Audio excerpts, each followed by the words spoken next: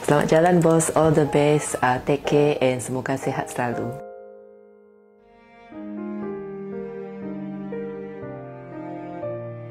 Salam Tuan Pengarah, jaga kesihatan, jangan lupa kami, bye. Selamat bersara Pengarah, jaga diri, jangan lupa kami, bye.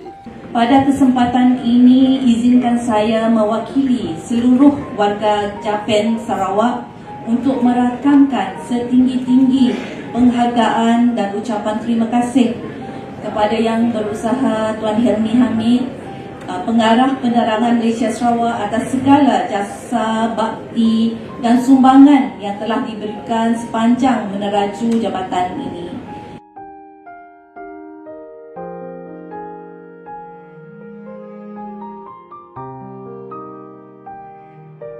Selamat bersara Tuan Pengarah, jaga diri, jangan lupakan kami, bye.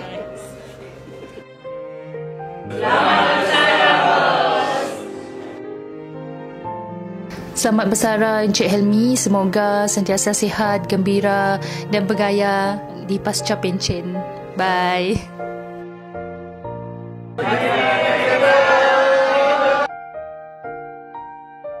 Kami doakan semoga kita sentiasa sihat walafiat dalam lindungan Allah Subhanahu Wa Taala. Terima kasih segala tunjuk ajar kita selamat tu. Okey. Selamat bersara. Bye.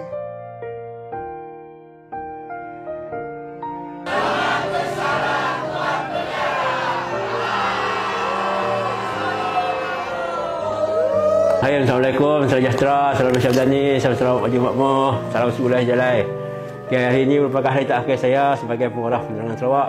Semoga itu saya mengucapkan terima kasih kepada semua rakan-rakan di Jabatan Penerangan dan juga di mana tuan-tuan dan puan berada. Kerana telah memberi kerjasama yang baik kepada saya sepanjang saya berada di Jabatan Penerangan. Dan mohon tuan-tuan dan puan untuk terus sukses dan berjaya dalam kerjaya masing-masing. Dan semoga Japan Sarawak akan terus maju jaya. Sekian, wassalam. Salam Al-Hijrah.